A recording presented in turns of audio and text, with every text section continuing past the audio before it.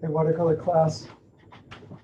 So I want to start out with first exercise here, and that will be working on some facial details from reproductions. Unless you have a mirror and you want to just look at your own face and kind of do details of that, that's fine. This document here was just derived from going on the internet and just finding, images of faces and then taking screenshots. You could use a source. You could just find something in books or magazines or anything you have around the house, but just look for some reference material. And then this is not really the combination, the composition that I have to use when I go to paint. These are just resources, and I'm just gonna for this project, I'm just gonna randomly just place things, and it's more of a practice process. And you'll discover as you're doing this that there will just be a kind of automatic composing going on. And then, because you naturally try to look for order. So that'll just happen, but don't worry about it too much. You could start in the middle and work out, or you could start on the out and work in. You could make things bigger. You could make some things smaller. That's really up to you. So just be aware of that, but you don't have to exactly copy something. This is just a practice references for me, and I'm just going to look at them while I'm working, so that I can be more accurate. Now, in terms of color, the reason we're doing this project first is that not all of us have access to a lot of colors.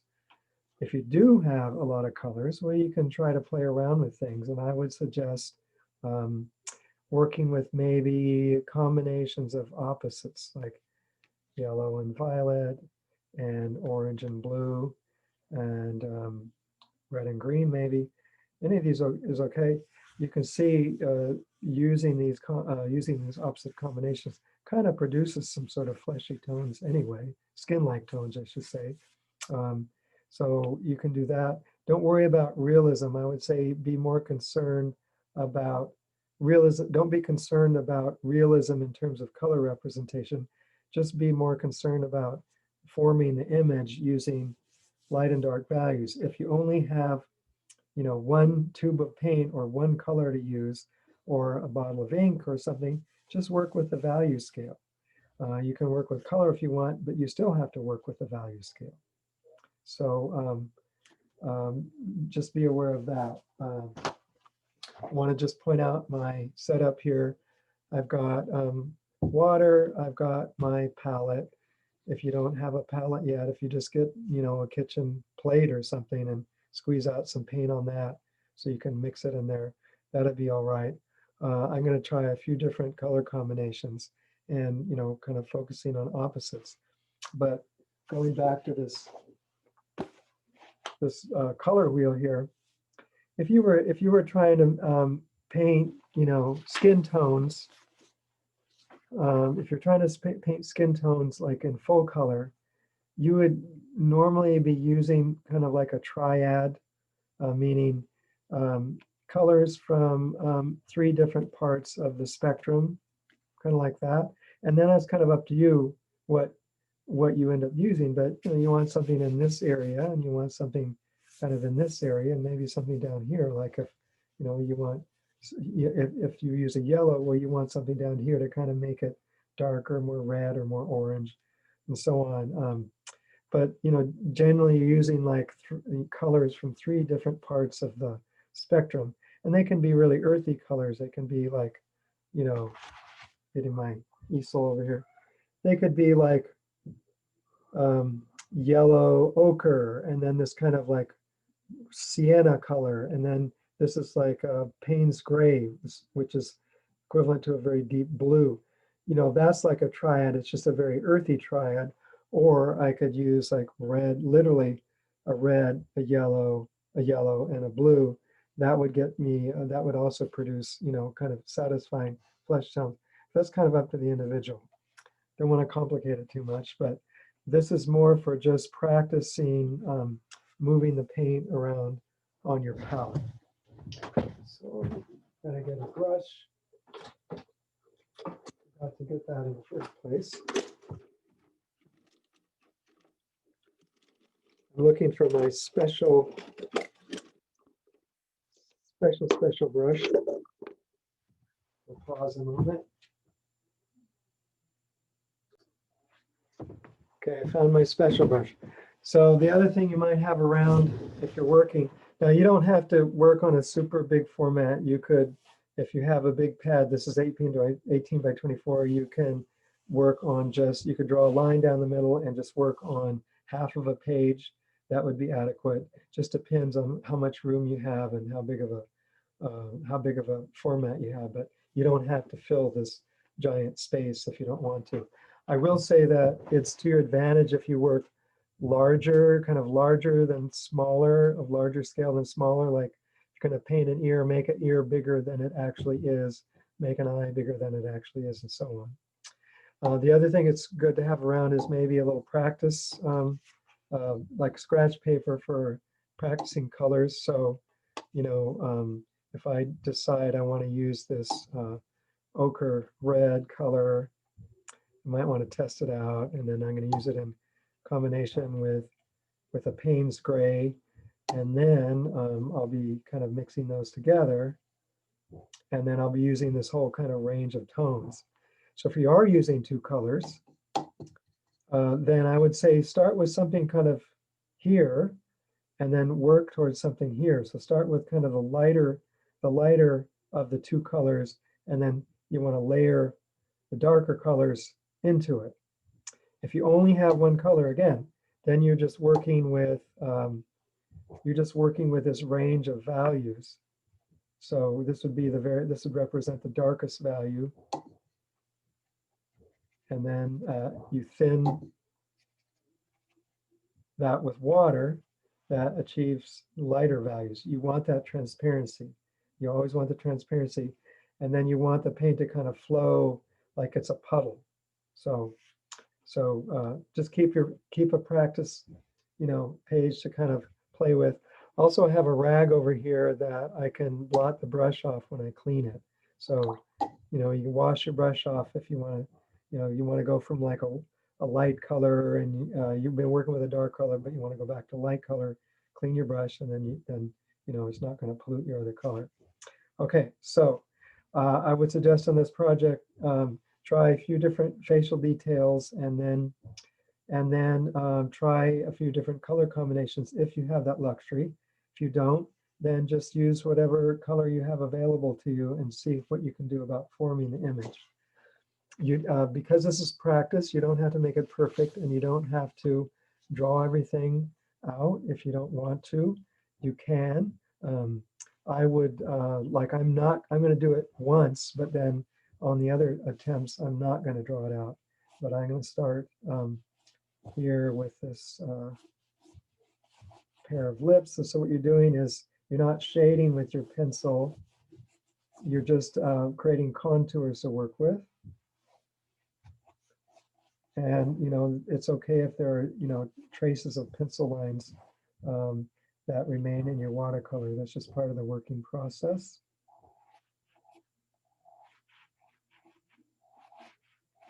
The nose is an really interesting part of the anatomy, but the two nostrils kind of flare out and then it kind of curve under. I think we typically make nostrils too round like that. That doesn't look right. So they tend to be kind of more, depends on what angle you're looking, but they tend to be more kind of horizontal slashes. All right, so that's all I need for this particular study. I'm going to start out with this brown color, and I'm just going to try to do a basic tonal rendering with the brown. So I'm looking at the darks. So wherever I see a dark, that's where I make the dark. And with the brush too, the brush allows you thick and thin lines, so use that capability. Use the thick and the thin of the brush. I'm noticing the upper lip is dark and the lower lip is lighter because this is a surface plane, this is a surface plane, this is catching light. So then below the lip is darker. So this red ochre, kind of browny red ochre color, that gives me kind of a basic,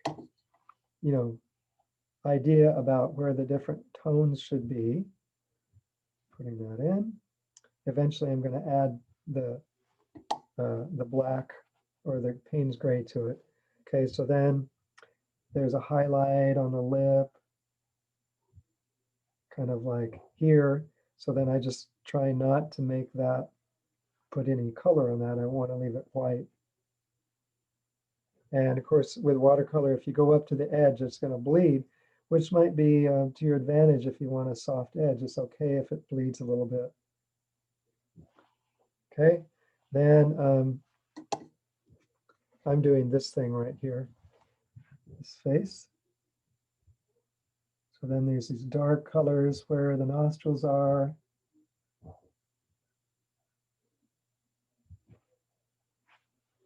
And then around the outside of the nostrils. This is an action that, you have to sort of do it in parts because you can't do it all at once. You have to wait for things to dry or else you kind of get into trouble. All right, so I'm making some corrections here. And let's see, the lower part of the nostril. It's going to be pretty vague to start with. And then there's a little shading. A little shading of the lip. And kind of shading in there. And some more shading there. These kind of highlights around here.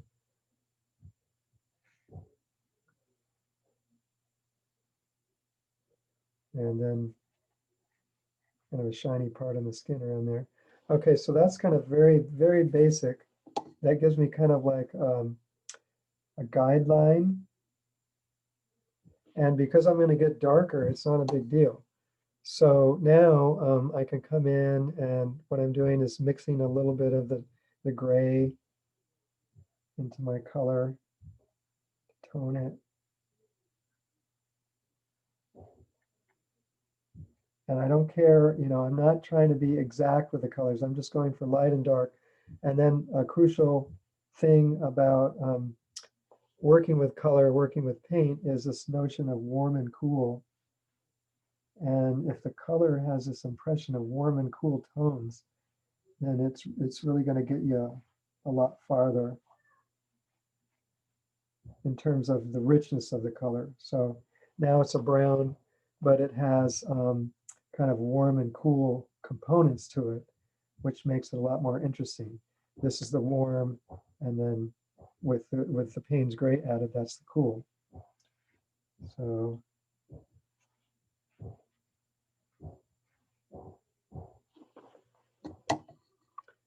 and then I can start to saturate the color a little bit more and darken some of these areas. Now here with the nose, it's kind of wet. Like I put the kind of slots for the nostril, I made those kind of dark, so I might have to just kind of walk away. And that's very hard to walk away from what you're doing and move on to something else, because the tendency is to want to really, really nurse it along, and sometimes you just can't. You have to just walk away until it dries. But I am going to see if I can clarify the nostrils just a little bit more.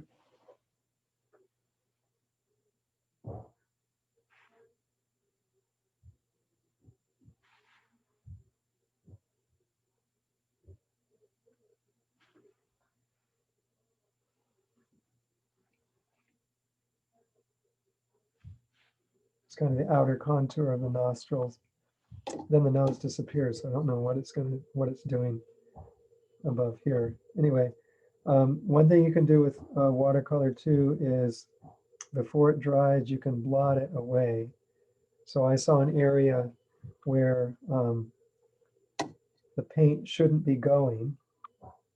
So I'm kind of just blotting just kind of blotted that away. I want to keep the paint confined, the darker paint maybe confined down there. And then what I'm going to do too, if you clean the brush a little bit, and you just come with a dry, clean brush, and you can kind of soften edges like that.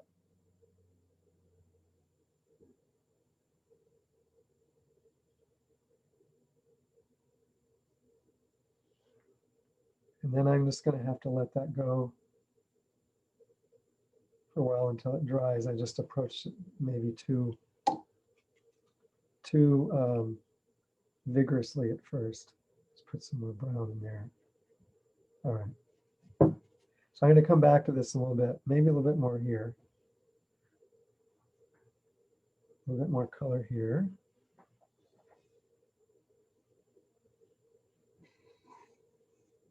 So now it's just a combination of these two colors that I'm using there. So at least I have that kind of highlighted part on the lower lip. Now the upper lip needs to be defined some more. It's not too bad. And I'm just going to do like a little bit of wash over here. Merge everything together until I go back and try to make all of that fit.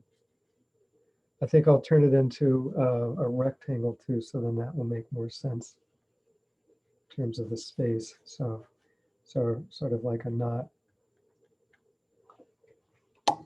perfect rectangle. There, that actually helps one understand the image visually. And a little wash. These are washes that I'm doing. There. Okay. So I'm going to move on to another one while this dries a little bit. So now I'm going to try maybe be a little more daring. I'm going to try blue and orange. Here's this. This is actually like a wolf eye. So maybe I'll try blue and orange this time. So I have a kind of orange color over here. And then I have a kind of an aqua blue over here.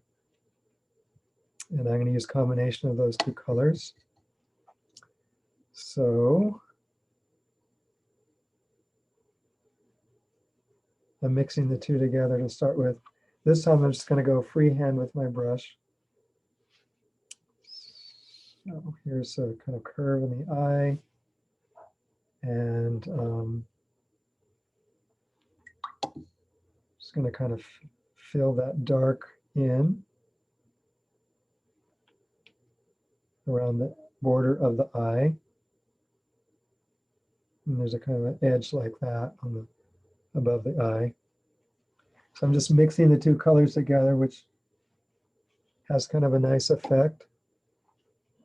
Both blue, see the blue and the orange together. This is the pupil is right about here.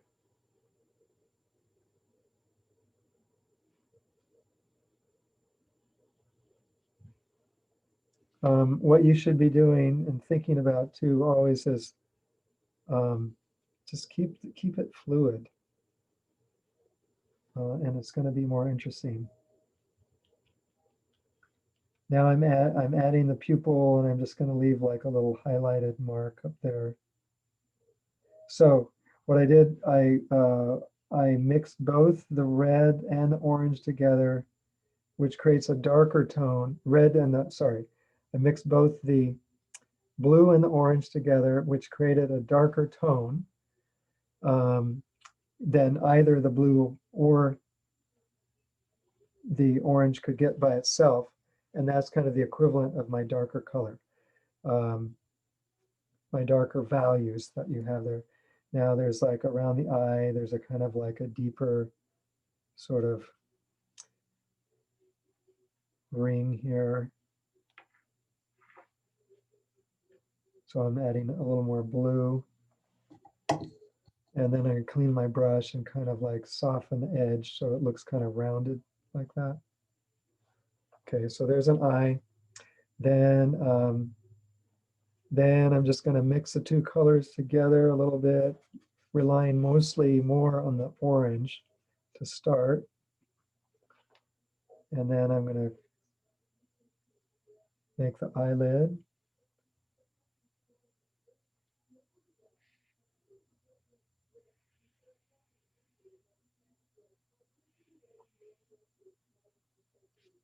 It's kind of, the eye is kind of rimmed with dark, kind of furry, hairy stuff. And I'm mixing blue into that since I'm more confident with the drawing. And seems like there's kind of like two, here's an edge here.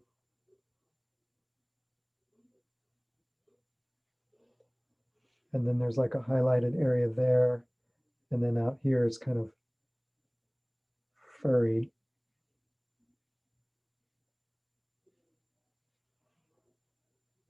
Same thing here.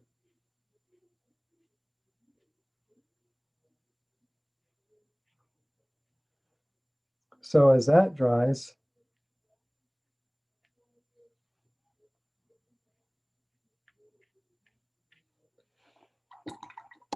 that's where maybe I leave it alone for a little while too. Eventually, when this iris dries, then I would come in and do more there. There's a little bit of shading up here under the eyelid.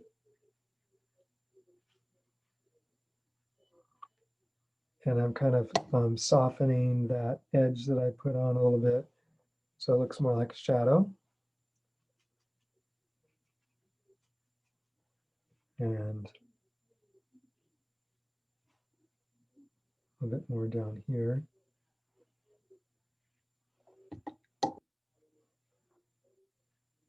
Once you start kind of connecting all of these different shapes and colors, it starts to be more visually effective.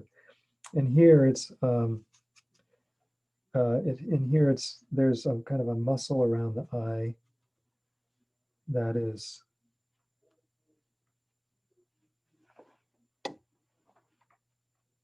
kind of a mid-tone. I'm using an orange brown. I'm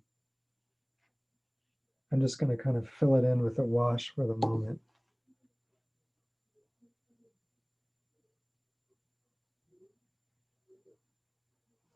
And let it just kind of merge a little bit or bleed together, and then I'll go back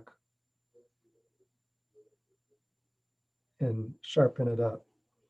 And then the rest of this, of course, is like this furry animal.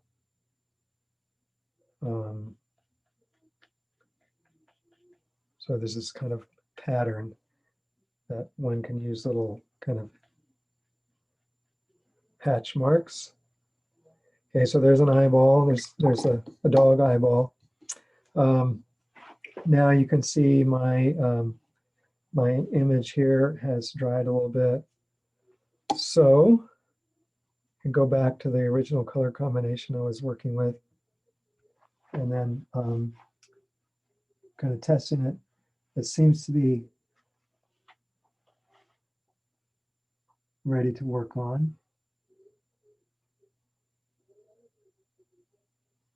And now I'm defining the nostrils a little bit more carefully now.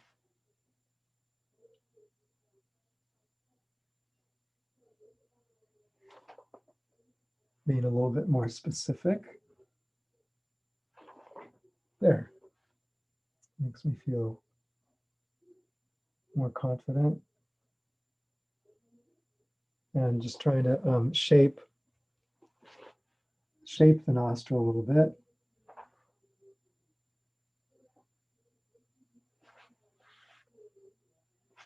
With this edge of the brush, tip of the brush. And then, and what I'm trying to get is this sort of a harshness to that line And I want it to be a little bit softer, so that's why I keep kind of going back and playing with that. But notice how I'm bringing in a little bit more saturated color this time. Because a watercolor definitely dries lighter. Okay, that's not bad. And then I have to kind of just wait, be patient.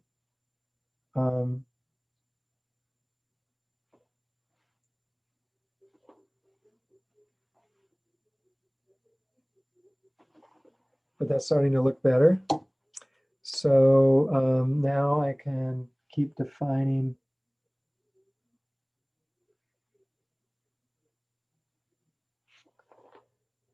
the lips and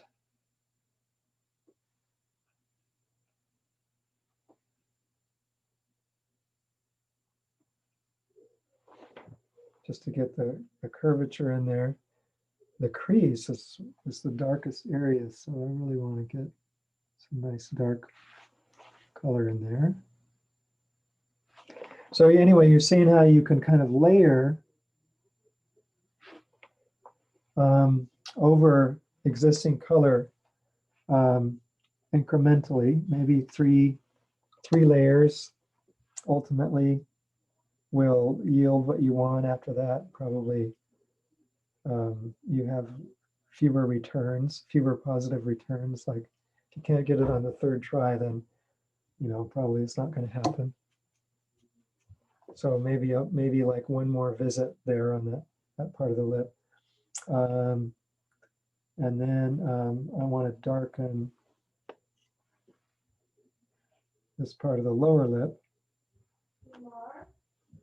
Not quite as, just one moment.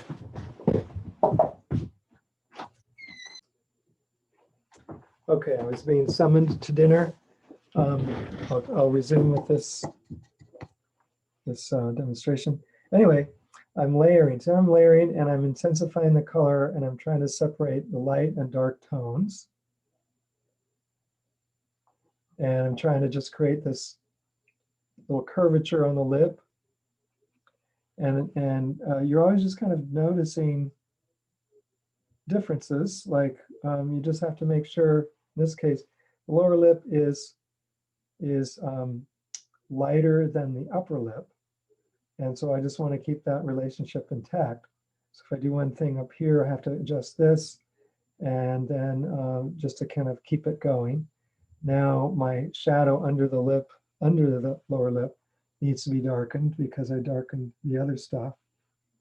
So I'm going to put this mark here. And that's probably adequate. Maybe I will soften it right here.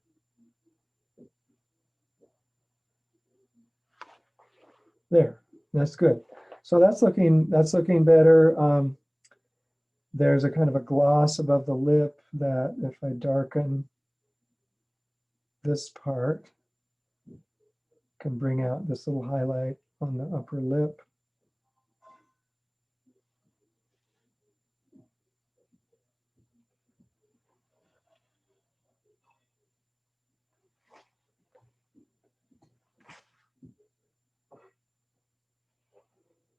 There. And then maybe another round over here.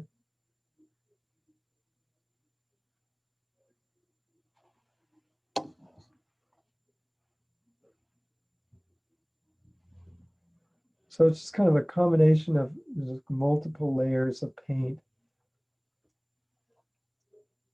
Maybe up to 3, like I said. And each time, each layer, you're just trying to get it a little closer to where you want it to be.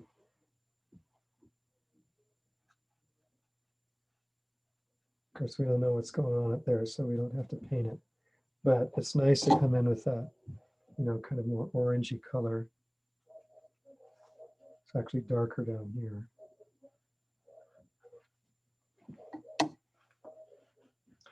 And so really the only area left before I move on is the nose. This and this have to become darker. As everything's settling here, the eye's looking okay. And it's probably dry enough to where I can do this really cool blue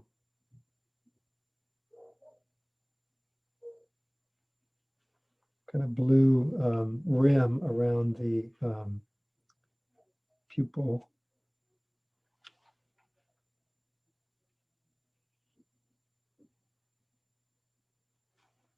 Paint's bleeding a little bit.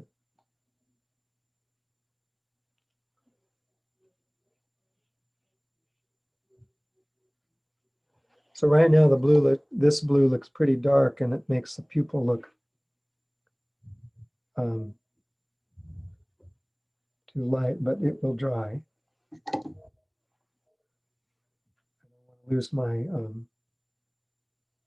light part of the eye, but I just want that kind of bluish rim. Let's see how that looks later. And then I can go and kind of enhance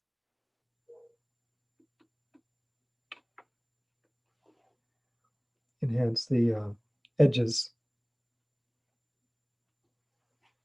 with more dark.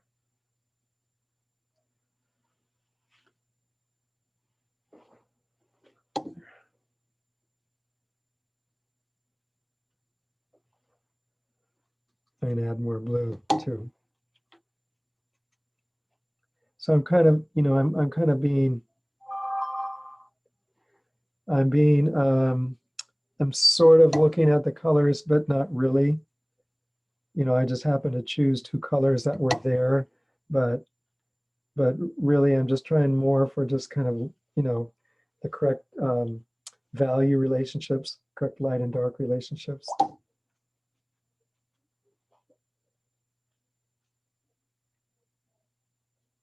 And this is how you can kind of indicate fur.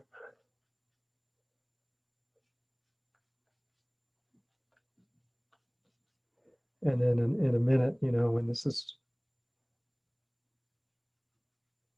well, it's drier, I can come back and I can reestablish this sort of.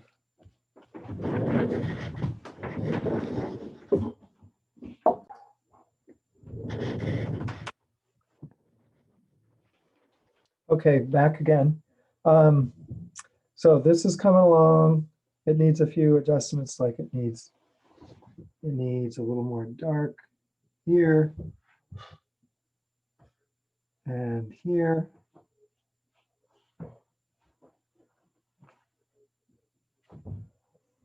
And a little softening.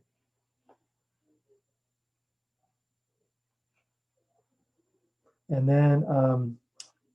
then especially it needs more dark here.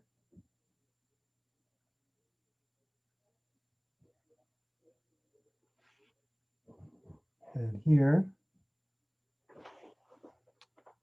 And then to get the nose to project out a little bit, it needs another plane, like sort of the ball of the nose. So there's a kind of a dark.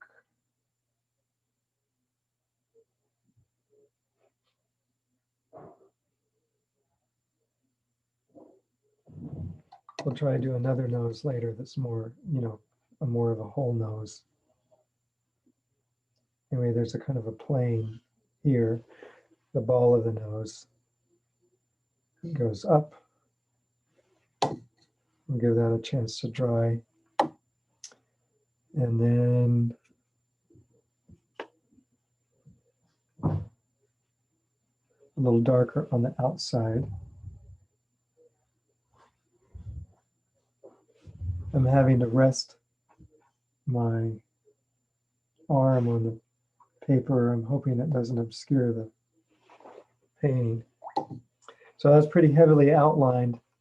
And if I wanted to be smoother, then I just, I'm saying this over and over, but I just need to go and soften those edges. But I had to really treat it like a line to get it correct.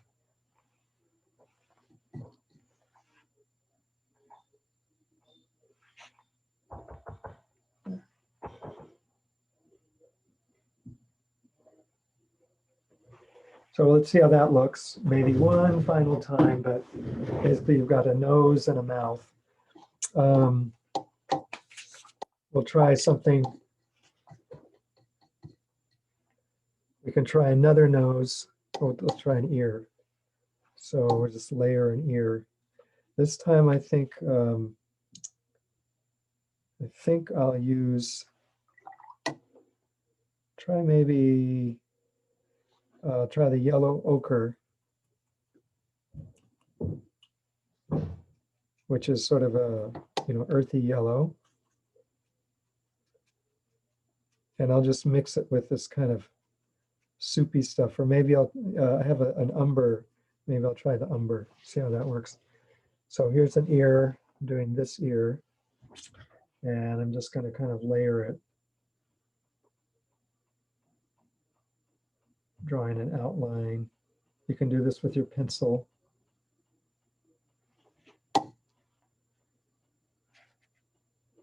Softening it a little bit.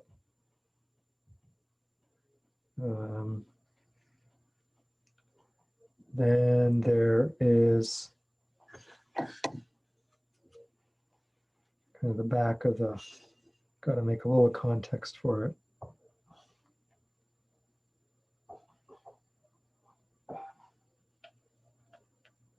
Letting the images kind of run into one another.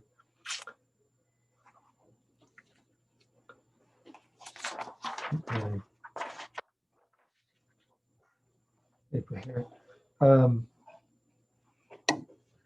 I'm making some corrections and some drawing corrections on the ear itself there. Okay. Then I'm I sort of have the shape in general like a ghost shape. And I'm just going to kind of fill it in a little bit. And then I'm going to work into this paint that's kind of already a little wet. And I will kind of redefine the contours of the ear. And that will sort of bleed a little bit. So here's the shadow. This will be the shadow behind the ear. Now this color I'm using now is it's a burnt umber, just a deep brown. This is on my palette already. Okay, so now I'm going to do the internal part of the ear. Oh, I'm having to correct a little bit here. Cut a little bit off there.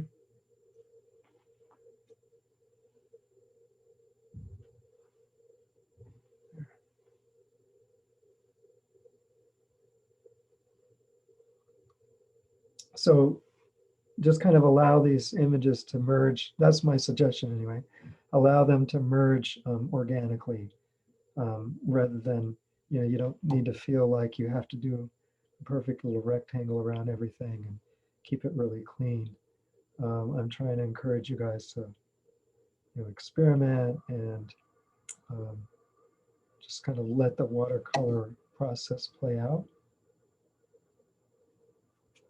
So I'm being kind of cavalier and in the hopes that you guys will sort of feel free to explore and then goof up a little potentially, but it's okay.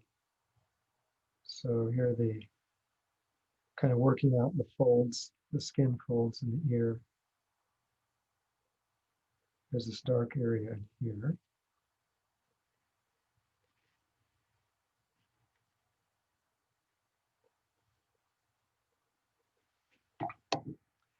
Now there's one thing when you have color that's bleeding, you can lift out with your brush if you need to, if the color's going somewhere where you don't want it to be.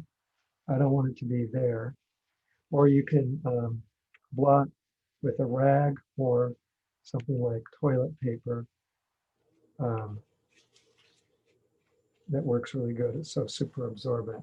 So I didn't want the paint was really bleeding into this area that I wanted to be light. So I just kind of removed it. And then I can redefine it.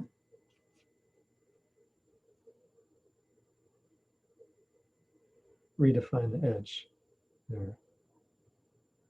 Okay. So that's looking good. Now I have this shape in here that's a darker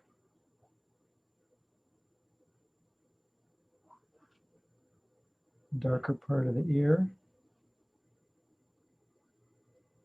And then there's this kind of fold in the skin out here.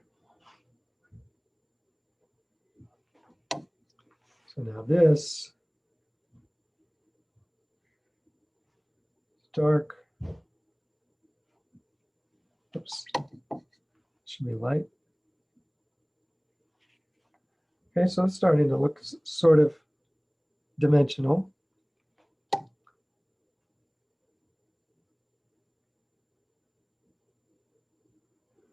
And I'm going to maybe make it a little darker right here.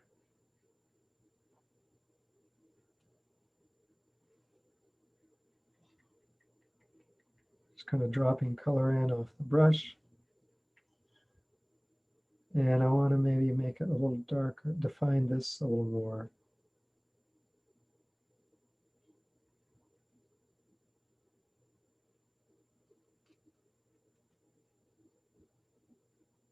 Right here, it's kind of dark. And here it's kind of dark.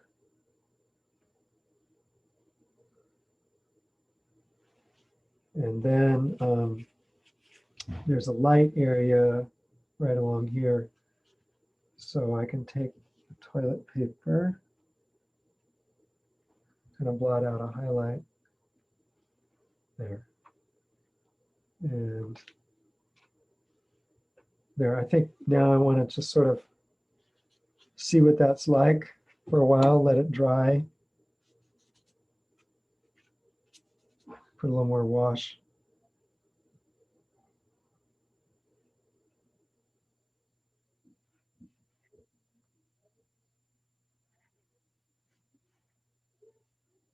Here I can make it dark.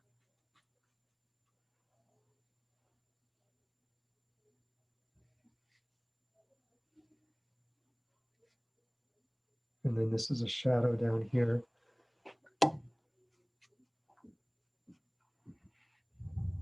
Add a little yellow, kind of yellow foundation color.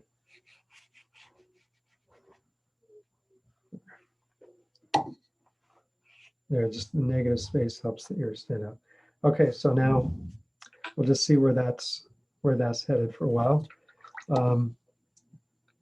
Now that the eye is somewhat dried, somewhat stable,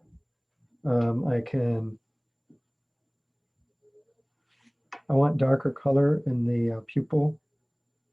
So I actually did go to like a Payne's gray,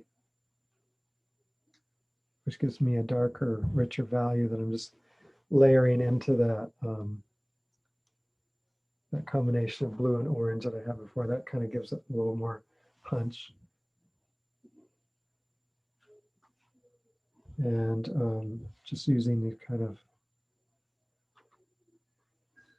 accents.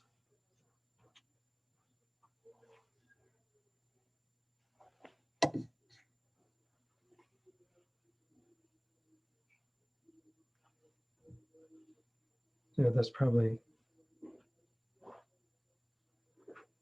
adequate for that. At least the eye's kind of popping out now. There's this kind of other internal structure with the muscles around the eye. You know, you don't really see these things all at once. So that's why it's good to, work around and come back to it later. So I'm just going to leave that for a while and see, see where see where it needs to go later, but that looks fine. This needs to get dry, more dry before it looks correct. And I'll do maybe a little more with the fur.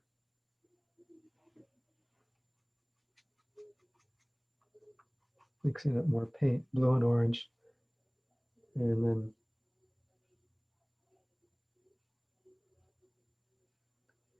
I'm kind of pressing my brush down and sort of lifting it, which gives it a more, like a tapered look at the end of the stroke.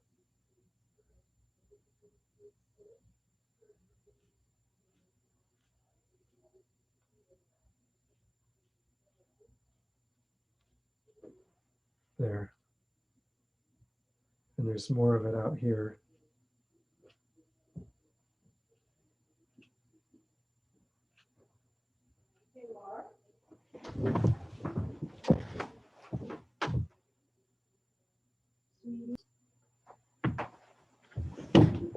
Okay, I want to finish up with this ear.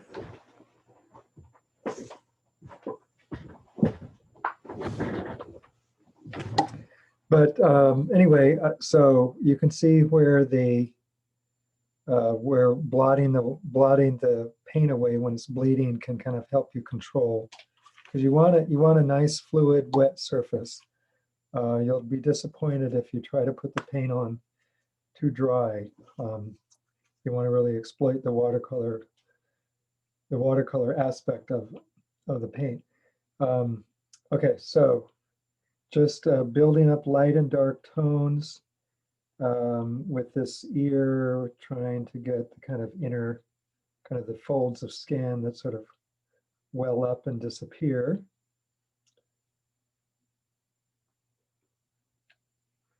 So I'm just layering these washes. And then there's like a darker, what I'm doing partly is wet into wet, where, I'll make a stroke and then I'll drop more paint into it. And then it sort of bleeds, it sort of oozes out and has a softer appearance.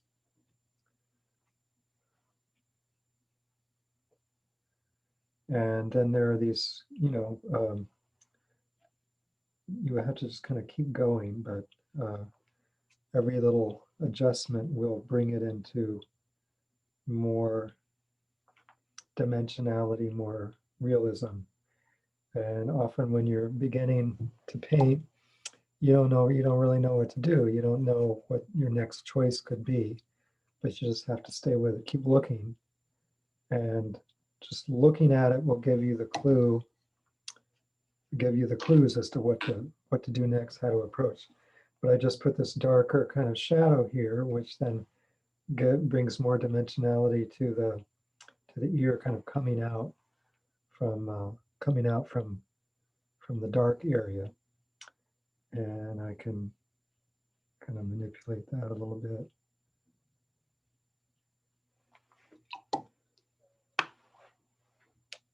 And then always there's that potential to soften the edges a little bit if necessary. And then obviously let it dry, see what happens before you make your next decision. So working on some of the shadows in here, and then there's a deeper dark where in the inner ear, where the ear really, the canal is. So then I really put a dark in there. And that gives me even another space to work with. And I can, if I want to soften that edge, I can. I just clean my brush.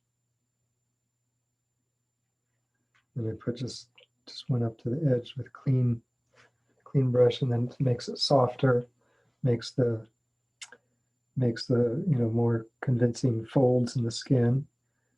And then there's this kind of interesting kind kind of little cleft in here that I want to try to get. Shadow.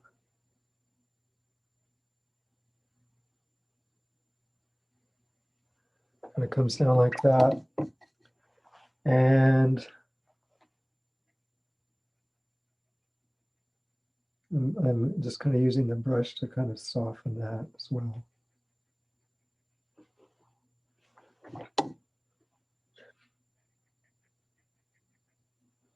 I think it's just useful to just watch,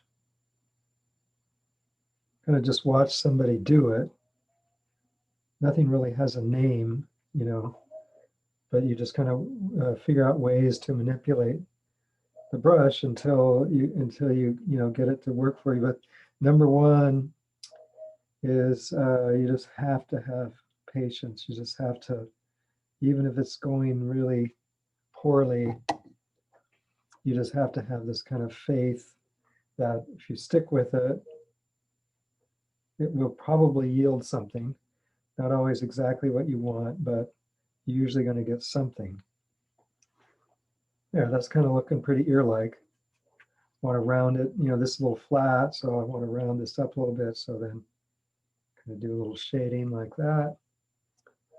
And that's an ear. Like no one's going to dispute that it's an ear. And that's what we're after. So I'm going to continue to do this. What I want is this kind of collection, kind of cluster of interesting facial features. And I think from a compositional standpoint, I just want to keep building until it just kind of got an interesting flow, big and small. I'll do one more, and then I will turn the camera off for a while and then do a few more just to shorten the video. And then you'll just, you'll be able to see basically, the end result or close to the end result. I don't know how far I'll take it, but the idea is that you just kind of montage these different fragments together until it becomes kind of an interesting or pleasing overall shape. And you're getting the experience and just playing around with color. This time I'm just going to do a straight monochrome, mostly straight monochrome, I guess. I'm going to try this red-orange color, and I'm going to do a nose, this nose. So I'm going to place here, and let's see.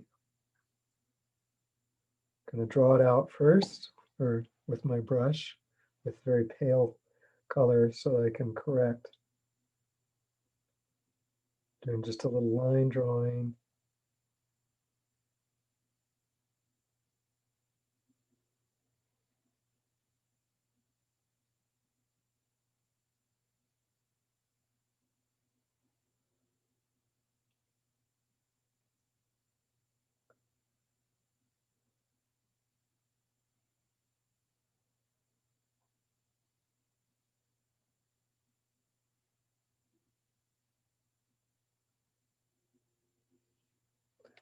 Something like that.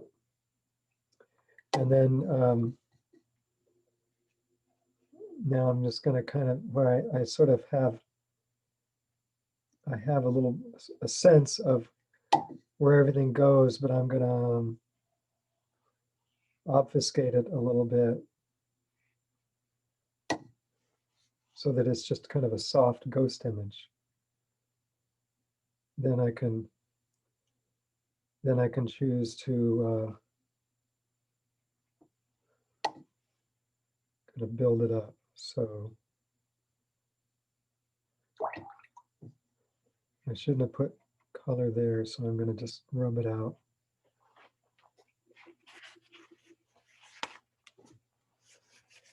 Blot it out. So this is my highlight. The ball on nose in this case is highlighted. So this will be white, this area. So I just have to make, the area around it darker. And then that should be fine. So there's kind of nose-like. the bridge of the nose seems to have, it's all kind of a series of planes, basically. Okay, so now it's pretty wet, looks like a nose, but then I can go in and manipulate it. I think maybe I will add some green to it. That'll be more fun. There's a shadow here that's important. It's kind of that shape. So while this is still kind of a ghosty sort of image, I'm going to put in the shadow. It seems they're very abstract when they're disembodied from the rest of the facial features, but it gives you a chance to kind of explore them, just the pure kind of visual properties of these forms, without needing to make everything sync up necessarily. I'm exaggerating its kind of its surface planes. Okay, so then this has to just basically dry a little bit before I manipulate it more. And then I can just, while I'm waiting, then I can just keep on doing things.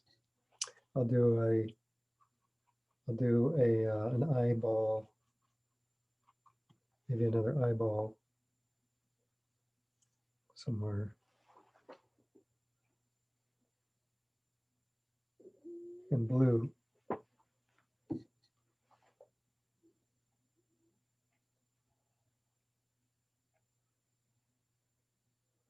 Just thinking it would just be helpful just to see how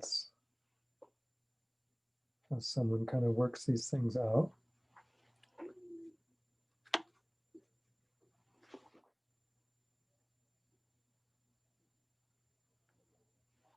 Enlarging the size of the eye.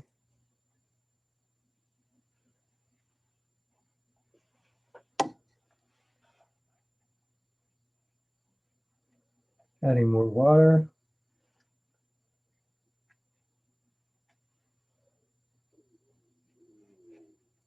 So now it's kind of like it's good to have just kind of a ghost shape, and then you can come back in later and manipulate.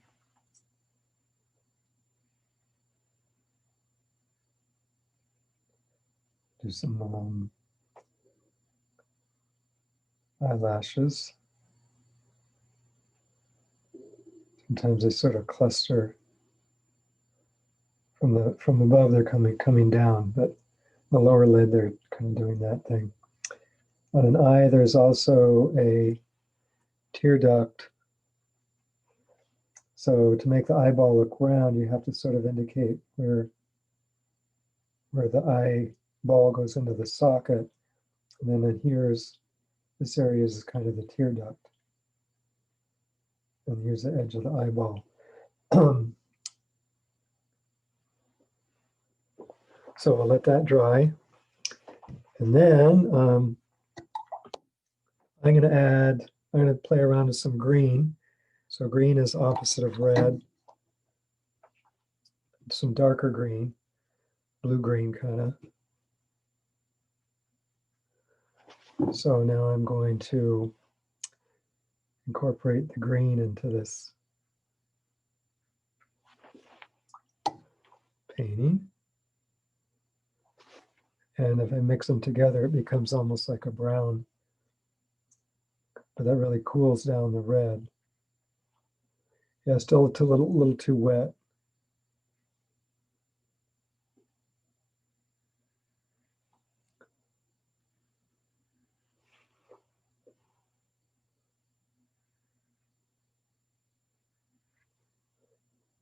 To do much with.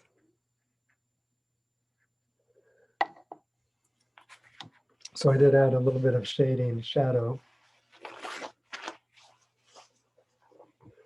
And I'm just going to keep the green from migrating too much. So I'm just blotting it away. I went in too early, too impatient.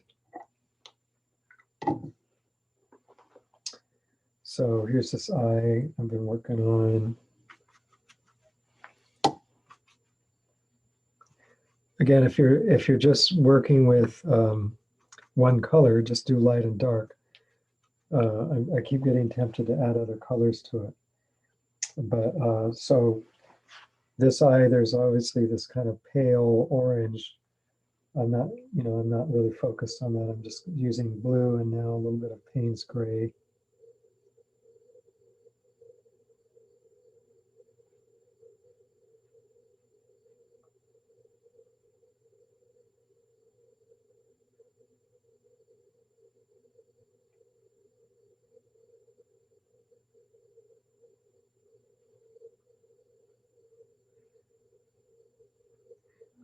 I'm letting it kind of softly bleed a little bit. This time I won't try to blot it up. I'm just gonna see what happens. Just let it bleed because it's sort of a nice effect. Like maybe more interesting than if I try to control it too much.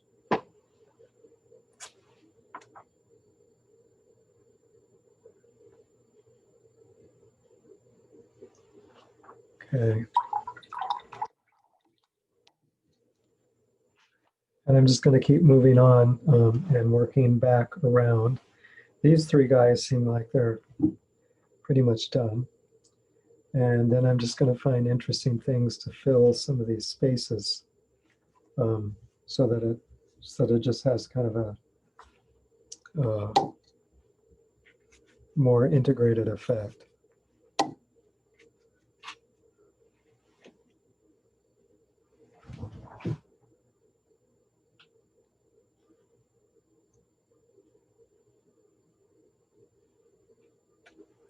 And I'm going to turn the camera off a while and then come back.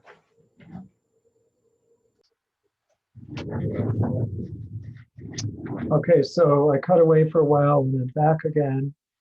And I'm just continuing to fill the space. At this point, just to make it interesting. And during that process, I'm experimenting. I'm just kind of playing around, having fun by laying down these forms and then kind of letting them dry a little while, then coming back and manipulating a little bit. But you can kind of see the process. Now, watercolor, you can lift it, not a lot, but you can lift it. So for instance, if I wanted to, here's an eye here. If I wanted to, here's a bigger eye. I'll try it here. If I wanted to highlight a little bit on the eye, I could get an area wet. Kind of let the paint soak a little bit, and then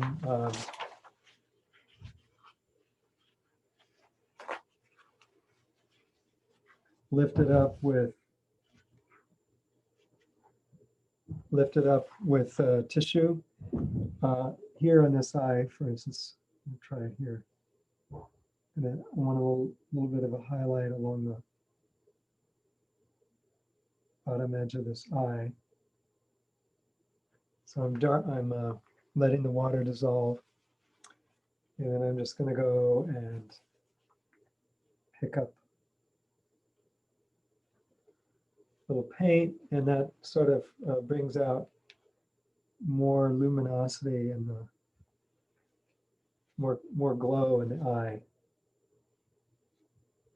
So those are things you can do around. You can play around with a little bit, but mostly just have fun, kind of doodling with these kind of abstract facial features that become more abstract as a result of them being, isolated. Nose and mouth, ear, mouth, eyes, another nose. There's this interesting baby's mouth that I wanted to try. I'll do it up here. You could try something bigger,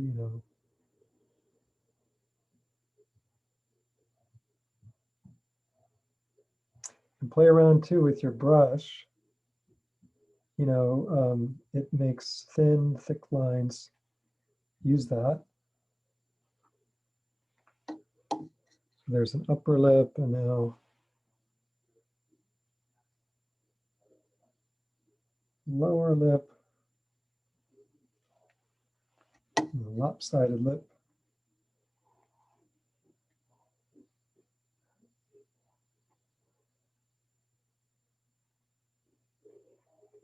And it just starts out something very simple like that.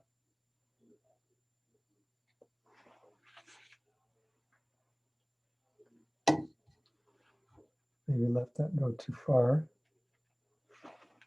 And then a little nose. There's a little, the cleft between the nose and the upper lip, and then have to stand up.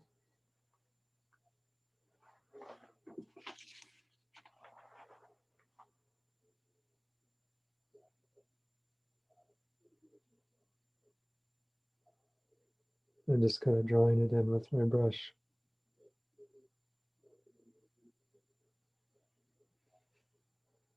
I made this nostril too small.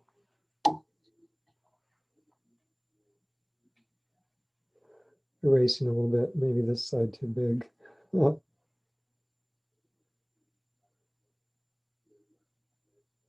It is possible to correct in your painting.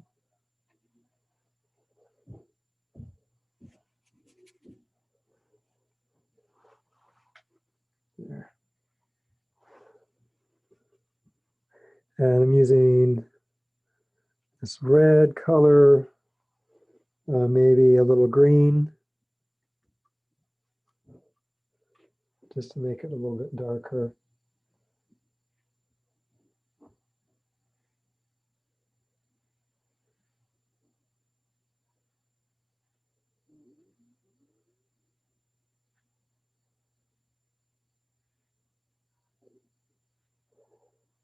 If you lay that lighter foundation, you know, like the orange red foundation, then it's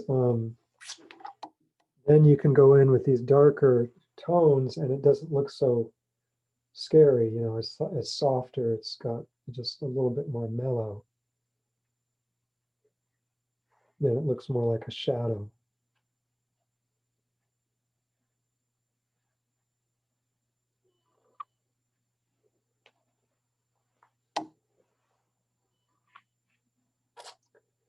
And then you just have to trust that it never quite looks, it's never going to look perfect when it starts. You have to just build up to it. And it takes a few passes. You can see all these things I started, you know, ultimately they became somewhat resolved just because I kept going back and adjusting and so on. So that's what you kind of want to play around with, just to see what you can come up with.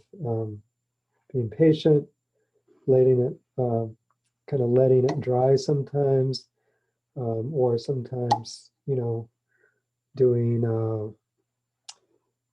wet into wet strokes so that it's softer. Add some purple. I'm going to try a little purple.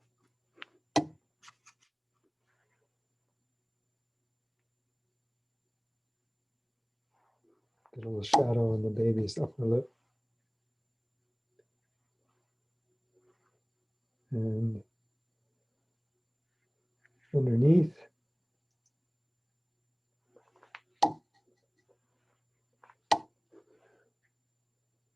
Yeah, and just can always kind of shape it as you're going, soften it.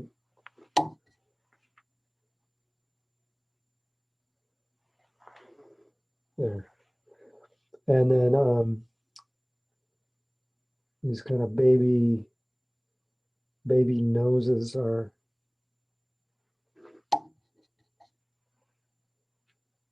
they don't really project, so, you know, they're just kind of buttony. But there's like a little sort of maybe ball in the middle. Yeah, that was more baby-like. And then eventually more shadows down here. And I'm working, you know, this is literally, I'm working in the wet paint. And then shaping it. There, it's already starting to kind of soften soft and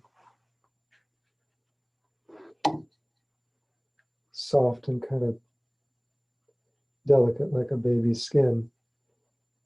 If I use these kind of, if I go on and soften the edges a little bit.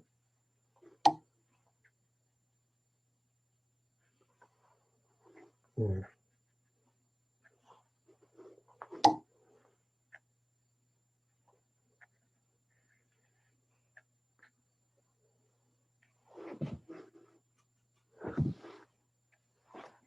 So, and you can see it gets more interesting as it gets layered. And for the project, you know, everything you do, there's an artful aspect to everything you do. This is an exercise, but it's also an opportunity to kind of compose. And so, make shapes and kind of fill in as necessary. I was thinking maybe it would be interesting to keep doing eyeballs in between spaces until there was kind of an interesting order of like bigger, more solid things and then smaller things around. And that's basically what I'd like you to try in the assignment, just to get a feel and a sense for the watercolor, and without feeling the pressure to do like a whole thing, a whole finished portrait at once. We'll go over proportions later, but it's good to get used to just looking at these abstract kinds of components of the face, rather than maybe think about having to do the whole thing all at once and being overwhelmed by that. So anyway, just haven't done like I've done a few blue things. I'll do another blue eyeball.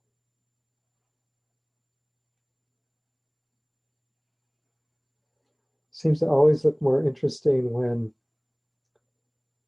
when you add something somewhat opposite. So,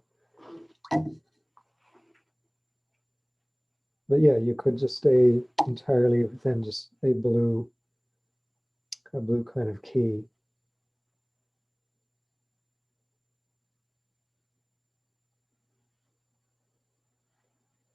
And I'm letting these shapes kind of run into each other a little bit, just because I think it's interesting.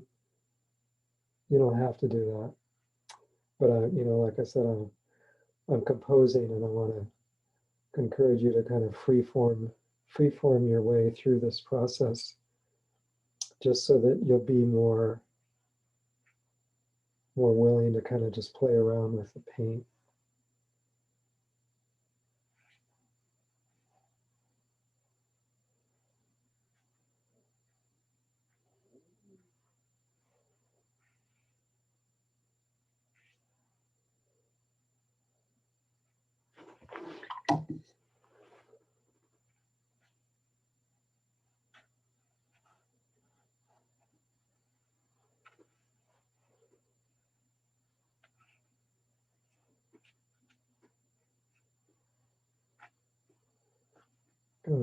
There's usually a glint on the eye somewhere, so I'm kind of saving that.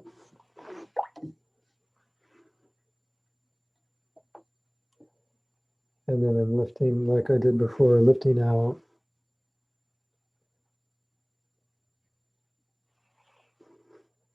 To get a little bit of curvature and also the sense of transparency and reflectivity.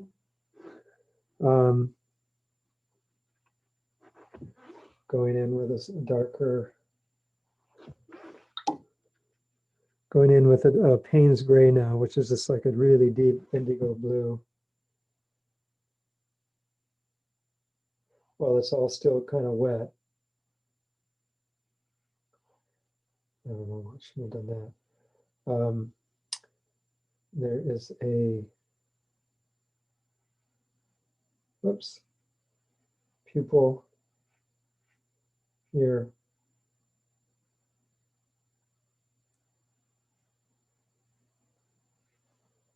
There, that the kind of rim around the eye kind of pulls it out more.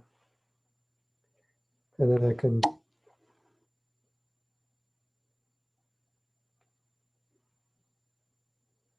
kind of manipulate the water, the color. When this dries a little bit, I can go back in and define the pupil a little bit more. But I'm, really trying to do a lot. Some of the layering anyway while it's wet.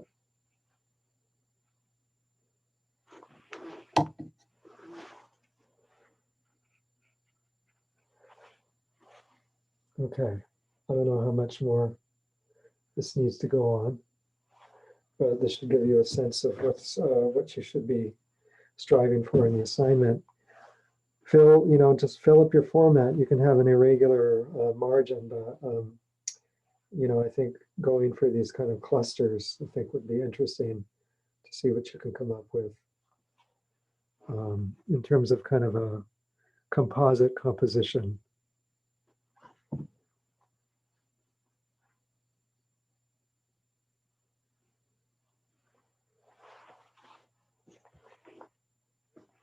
Oops.